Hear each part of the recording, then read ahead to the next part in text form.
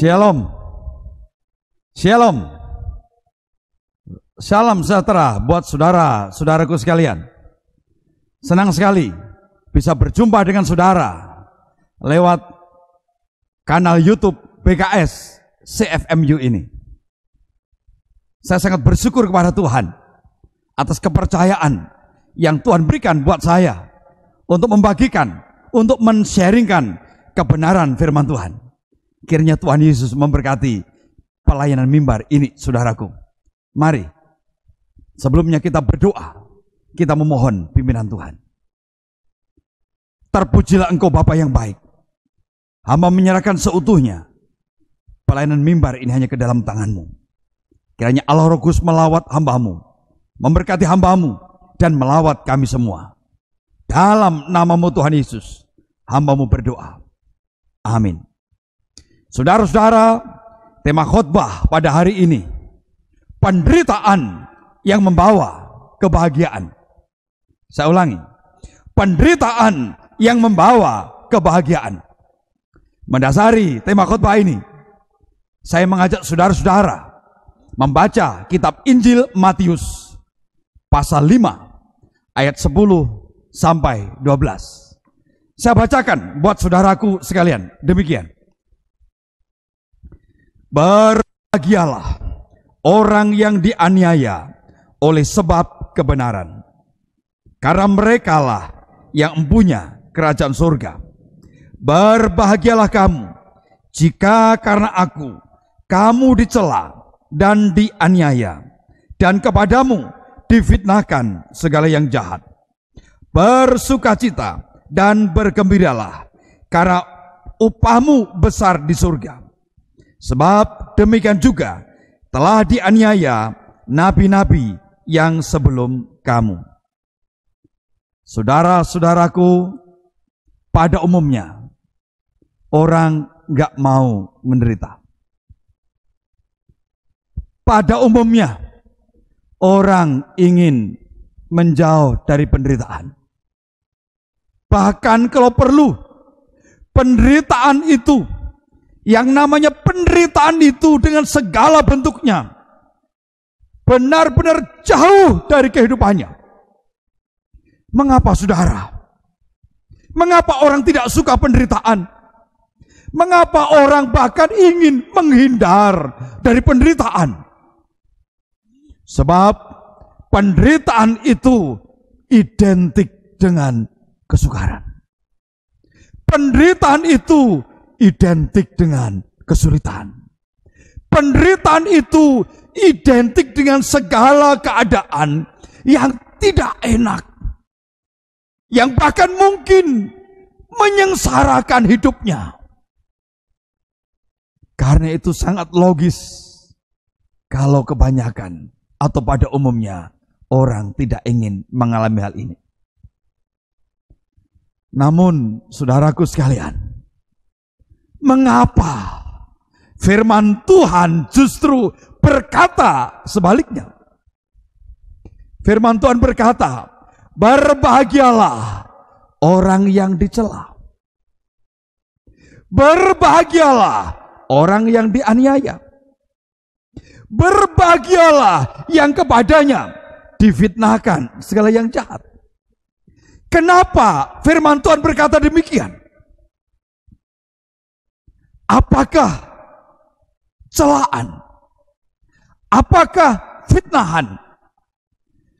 Apakah hal-hal yang sulit, penderitaan-penderitaan yang lain yang terjadi pada setiap orang itu memang benar-benar membawa kebahagiaan?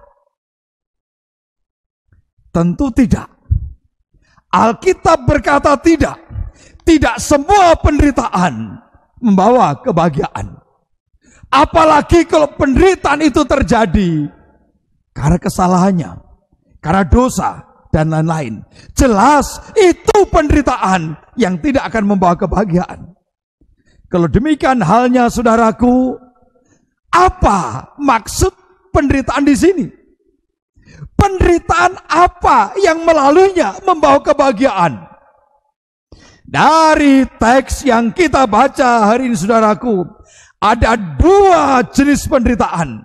Ada dua hal penderitaan yang melaluinya membawa kebahagiaan bagi setiap orang yang mengalaminya. Penderitaan apakah itu? Yang pertama, penderitaan karena kebenaran. Artinya, orang itu tidak berpikir sesuatu yang salah. Orang itu tidak punya pola pikir yang salah. Orang itu tidak melakukan tindakan yang salah. Justru pola pikirnya benar. Justru mindsetnya benar. Justru prinsipnya benar. Justru apa yang dilakukan benar. Apa yang dikerjakan menunjukkan sebuah kebenaran. Kebenaran yang dimaksud tentu bukan kebenaran yang sifatnya relatif, tetapi kebenaran yang mutlak, yang benar menurut kacamata Alkitab.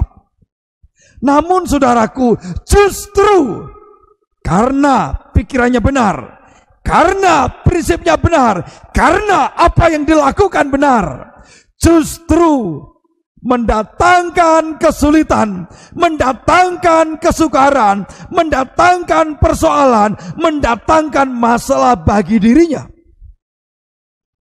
Mengapa bisa terjadi, saudara? Dan ini umum, saudaraku. Ini bukan sesuatu yang sepertinya bagaimana. Bukankah banyak saudara-saudara orang mengalami hal ini? Mengapa bisa terjadi? Mungkin karena kebenaran yang disampaikan, mungkin karena kebenaran yang dilakukan, orang lain merasa dirugikan, orang lain merasa tidak diuntungkan, dan mungkin gara-gara itu orang lain justru melakukan berbagai hal yang pada akhirnya memang membawa kesulitan, membawa penderitaan bagi orang yang melakukan kebenaran itu sendiri. Saudaraku, ini yang firman Tuhan maksudkan. Yang kedua, penderitaan karena iman. Iman kepada Tuhan Yesus. Artinya, orang itu beriman kepada Tuhan. Orang itu percaya kepada Tuhan. Dan justru karena imannya itu, dia mengalami kesulitan. Dia mengalami penderitaan. Dia mengalami persoalan demi persoalan dalam hidupnya. Saudara-saudara, ini bukan sesuatu hal yang luar biasa. Bahkan boleh dibilang ini adalah hal yang biasa. Ada sebagian orang tatkala percaya kepada Tuhan, dia mengalami kesulitan, dia dicela, dia difitnah, dia dianiaya, dia mengalami berbagai hal buruk. Mungkin dia dikucilkan, mungkin dia dimusuhin, dan lain-lain sebagainya. Bahkan bisa lebih daripada itu. Singkat kata, orang-orang yang mengalami kesulitan, mengalami keadaan yang buruk, karena imannya kepada Tuhan, karena kesetiaannya kepada Tuhan, karena komitmennya kepada Tuhan. Penderitaan seperti inilah yang firman Tuhan maksudkan. Diberkatilah orang yang menderita karena kebenaran. Diberkatilah orang yang menderita karena imannya kepada Tuhan Yesus. Nah, saudara-saudara, bagaimana cara kita menghadapi akan hal ini, saudara? Saya percaya setiap kita bisa mengalami ini, saudaraku. Bagaimana cara kita menghadapi ini? Kalau hal ini terjadi, atau bahkan mungkin hal ini sedang terjadi hari ini, saudara. Saudaraku, firman Tuhan luar biasa. Firman Tuhan itu amin, ya, hidup. Firman Tuhan memberikan solusi buat kita, buat saya dan buat saudara. Jika hari ini Tuhan izinkan engkau dan saya mengalami penderitaan karena kebenaran, mengalami penderitaan karena iman, apakah itu solusinya? Solusinya adalah bersukacita dan bergembiralah. Itu yang firman Tuhan tekankan. Saudara-saudara, kata yang dipergunakan untuk bersukacita dalam bahasa asli Kitab Perjanjian Baru, yaitu bahasa Yunani, ditulis dengan satu kata, kairete, atau kairi, atau kairo. Maafkan saya kalau saya salah cara melafalkannya. Apa arti kata ini, saudara?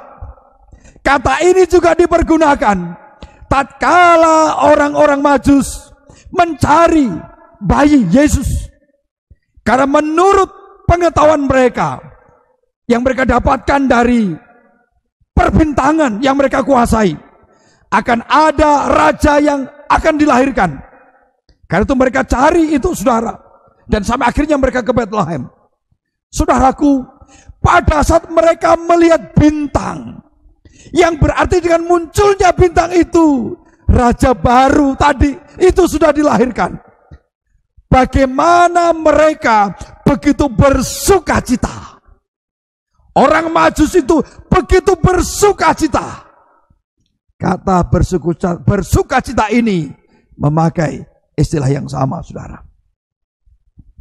Saudaraku, contoh yang kedua. Pada saat Tuhan Yesus berkata kepada Sakius, hari ini juga aku akan menumpang di rumahmu. Kemudian Sakius menerima Tuhan Yesus dan rombongan. Bagaimana perasaan Sakius pada waktu itu? Sakius begitu bersukacita menerima Tuhan Yesus di rumahnya. Kata yang sama dipergunakan untuk kasus ini juga, saudara. Lalu yang kedua, bergembira. Apa maksudnya bergembira di sini, saudara? Apa arti kata ini? Istilah yang sama juga, saudara, dipergunakan tatkala Maria, setelah Maria mengunjungi Elizabeth yang sudah mengandung lebih dulu. Dan bagaimana reaksi bayi yang dikandung Elizabeth melonjak kegirangan tatkala Maria mengunjunginya. Setelah peristiwa itu, Maria memuji Tuhan. Dan satu kata yang luar biasa yang Maria ungkapkan kepada Tuhan adalah, hatiku bergembira kepada Tuhan Allahku. Kata bergembira memakai istilah ini juga, saudara. Yang kedua, saudaraku, tatkala Paulus dan Silas dipenjara di kota Filipi, dan setelah Tuhan melepaskan mereka dengan cara yang spektakuler, yang pada akhirnya diakhiri dengan sebuah kejadian yang luar biasa, yaitu kepala penjara bertobat, bahkan seluruh keluarganya pun bertobat. Dan bagaimana mereka setelah dibaptis, kepala penjara menerima Paulus dan Silas dengan penuh rasa gembira. Di situ pun kata yang sama juga dipergunakan. Kalau demikian, saudaraku, apa maksud bersukacita dan bergembira di sini? Maksudnya adalah bergembira beneran, sungguh-sungguh bersukacita, sungguh-sungguh bergembira, sehingga tidak menganggap, tidak merasakan bahwa itu sesuatu yang berat, itu sesuatu yang memprihatinkan, itu sesuatu yang menyedihkan, tetapi sebaliknya dengan rasa syukur, rasa bangga. Karena Tuhan izinkan dia menderita. Dan penderitaan itu karena kebenaran, penderitaan itu karena iman. Maka orang itu menerima dengan syukur, menerima dengan rasa bangga atas kesempatan yang Tuhan izinkan. Perasaan seperti itulah, rasa seperti itulah yang firman Tuhan maksudkan di sini, saudara. Sehingga ini benar-benar bersukacita, bergembira, bukan yang palsu, tapi sungguh-sungguh, sungguh-sungguh, sebab dia tahu ini adalah kasih karunia juga dari Tuhan. Saudara-saudara, pertanyaan yang sangat penting yang ingin saya sampaikan buat saudara. Mengapa firman Tuhan berkata dengan demikian? Mengapa kita harus menghadapi penderitaan itu dengan bersukacita dan bergembira? Mengapa, saudara? Apa alasannya? Logiskah kira-kira hal itu, saudara? Atau mungkin kita berpikir ini sesuatu yang mungkin tidak masuk akal. Bagaimana mungkin mengalami penderitaan justru harus bersukacita dan bergembira? Mari kita firman Tuhan, saudaraku. Firman Tuhan berkata dengan jelas, diberkatilah orang yang mengalami penderitaan karena kebenaran. Diberkatilah orang yang dianiaya, dicela, difitnahkan segala yang jahat karena kebenaran dan karena iman. Mengapa?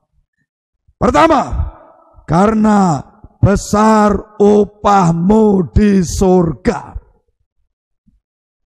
Berarti penderitaan-penderitaan yang dialami, penderitaan karena kebenaran, penderitaan karena iman, justru lewat penderitaan itu orang terpercaya, orang tersebut akan menerima upah yang besar di surga. Saudara, ini apa maksudnya? Apakah karena seseorang mau menderita untuk Tuhan terus masuk surga, dosanya diampuni, keselamatannya dijamin? Apakah karena orang itu mau menderita demi kebenaran sehingga mereka mengalami ini, mereka menerima ini sebagai upahnya, sehingga keselamatan yang mereka terima sebagai upah dari apa yang mereka kerjakan? Saya percaya kita tahu akan hal ini. Bukan tentunya. Sebab kita tahu keselamatan yang kita miliki itu bukan hasil usaha kita, bukan perjuangan kita, bukan karena jerih payah kita, murni karena anugerah Tuhan melalui iman. Kalau demikian saudara, apa maksud daripada kalimat ini? Maksudnya adalah demikian, bahwa tatkala seseorang percaya kepada Tuhan Yesus sebagai Tuhan dan Juru Selamat pribadinya, maka setelah peristiwa itu, apapun yang dilakukan untuk Tuhan, termasuk di dalamnya, jika Tuhan izinkan dia mengalami penderitaan karena kebenaran, atau dia mengalami penderitaan karena iman, kalau Tuhan izinkan itu terjadi atas dirinya, maka dia tidak akan kehilangan upahnya. Tuhan melihat itu, Tuhan memandang itu, Tuhan menghargai itu, dan pada saat ketemu Tuhan suatu saat di surga, maka orang tersebut akan menerima upah, menerima pahala sebagai bentuk penghargaan Tuhan atas penderitaan, atas kerelaan yang mereka miliki. Saudara-saudaraku, yang kedua, mengapa kita harus bersukacita dan bergembira tatkala penderitaan menimpa kita? Firman Tuhan katakan, demikian juga nabi-nabi sebelum kamu. Artinya apa, saudara? Artinya nabi-nabi sudah menderita. Nabi-nabi pernah menderita, dan penderitaan nabi-nabi yang tertulis dalam Alkitab itu menjadi teladan bagi kita. Sehingga singkat kata, lewat penderitaan itu Tuhan mau agar kita menjadi teladan bagi orang lain maupun bagi generasi-generasi sesudah kita. Saudaraku, Tuhan Yesus sudah memberikan teladan akan hal ini. Bagaimana Tuhan menderita demi orang-orang yang dikasihinya. Para rasul dan orang-orang Kristen di abad mula-mula sudah memberikan keteladanan akan hal ini. Bagaimana mereka rela menderita, dan juga mereka menjadi contoh, menjadi teladan bagi kita. Para pendahulu kita, para senior kita, yang telah bergabung dalam pelayanan CFMU sekian puluh tahun yang lalu, beliau telah memberikan teladan bagi kita. Bagaimana beliau rela menderita, rela mengalami kesulitan, tinggalkan negaranya, tinggalkan bangsanya, bahkan tinggalkan berbagai hal demi Tuhan, demi pekerjaan Tuhan. Bagaimana akhirnya mereka mengalami penderitaan, baik fisik, baik psikis, maupun penderitaan-penderitaan yang lain. Dan bagaimana mereka kita dapati dari sejarah tentunya, bagi kita yang muda, bagi bapak ibu yang bisa melihat dengan mata kepala sendiri, itu luar biasa. Mereka tabah, mereka setia sampai akhir hidup, sampai bertemu dengan Tuhan. Bukankah itu teladan yang luar biasa bagi kita? saudaraku.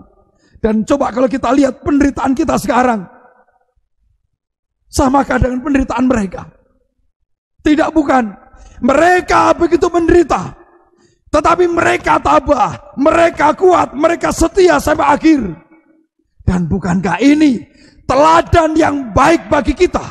Teladan yang baik bagi saya dan bagi saudara. Sehingga kalaupun hari ini Tuhan izinkan kita menderita, kita pun tentunya punya hati dan komitmen yang sama untuk terus bertahan sekalipun penderitaan menimpa saya dan menimpa saudara. Sebab apa? Apa yang kita alami hari ini suatu saat bisa dijadikan teladan bagi anak-anak Tuhan yang lain, khususnya generasi sesudah saya dan sesudah saudara. Oleh karena itu saudaraku, tidak salah, tidak heran kalau penderitaan karena iman, penderitaan karena kebenaran, itu benar-benar penderitaan yang membawa kebahagiaan. Karena lewat itu besar upahmu di surga. Lewat itu akan Tuhan jadikan sebagai teladan bagi orang-orang yang lain. Saudara-saudara, bagaimana sekarang dengan kita, saudaraku? Berbicara penderitaan, ini bukan sesuatu hal yang luar biasa. Ini ada sesuatu hal yang umum bagi kita, saudara. Jangankan orang lain, jangankan orang yang jauh di sana. Mungkin hari ini, sekarang ini, engkau, saudara, engkau sedang mengalami penderitaan.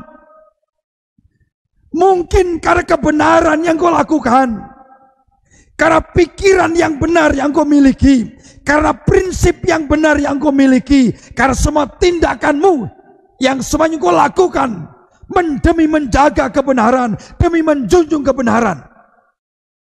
Dan mungkin karena itu engkau mengalami berbagai hal yang sulit. Mungkin karena itu engkau mengalami berbagai hal yang berat. Kalau itu engkau alami hari ini, saudaraku, firman Tuhan mengajak saya, mengajak saudara untuk tidak boleh menyerah, untuk tidak boleh berubah. Kita tetap komitmen mengerjakan kebenaran, melakukan kebenaran, walaupun mungkin ada penderitaan yang harus kita alami.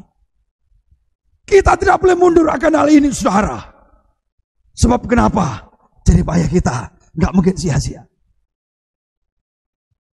Saudara-saudaraku, mungkin ada di antara saudara-saudara hari ini, karena imanmu kepada Tuhan Yesus, karena kepercayaanmu kepada Tuhan Yesus, karena kesetiaanmu kepada Tuhan Yesus, engkau Tuhan izinkan menderita.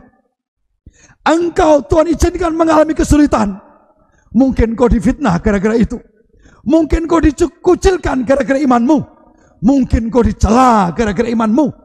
Mungkin saudara, berbagai hal buruk, berbagai hal sulit menimpamu karena imanmu kepada Tuhan. Saudaraku, dengan kasih Kristus, saya berkata kepada saudara, jangan mundur, jangan tinggalkan Tuhan, jangan putus asa, jangan menyerah. Tuhan yang sudah menitipkan iman kepadamu, Tuhan yang sama, tidak mungkin membiarkanmu. Tuhan pasti meneguhkanmu. Tuhan Yesus berkata demikian, aku memberikan hidup yang kekal kepada mereka yang percaya kepadaku, dan mereka tidak akan binasa sampai selama-lamanya, dan seorang pun tidak akan merebut mereka dari tanganku. Saudara-saudaraku, bersandar pada diri kita yang lemah, gak mungkin kita kuat. Tapi tatkala kita bersandar kepada Tuhan yang kuat, Tuhan yang hebat, percayalah Tuhan memegang tangan saya, memegang tangan saudara. Tuhan pasti menguatkan kita. Walaupun keadaan kita sulit, Tuhan pasti menyertai kita. Tuhan membuat kita menang. Sehingga kondisi sesulit apapun bisa kita lewati, bisa kita jalani. Oleh karena Tuhan yang terus memegang hidup kita. Saudara-saudaraku, saya percaya kesetiaanmu dalam mengikut Tuhan, kesetiaanmu dalam mempertahankan imanmu, Tuhan menghargai itu. Dan tatkala engkau suatu saat ketemu Tuhan, tatkala suatu saat kita ketemu Tuhan, karena demi kebenaran engkau menderita, demi iman kau rela menderita. Pada saat suatu ketika ketemu dengan Tuhan, harapan kita, dan saya percaya dengan iman, Tuhan akan berkata, hai hambaku yang baik, hai hambaku yang setia, masuklah dan turutlah berjamu denganku. Saudara-saudaraku, dengan kasih Kristus, saya mengajak kita semua untuk tetap teguh demi kebenaran, untuk tetap teguh demi iman kepada Tuhan. Sebab demi kebenaran dan demi iman, sekalipun ada penderitaan, maka penderitaan itu pada akhirnya membawa kebahagiaan bagi saya dan bagi saudara. Kiranya Tuhan Yesus meneguhkan iman kita, sehingga kita terus setia mengiring Tuhan dan melayani Tuhan sampai akhir hayat kita. Amin.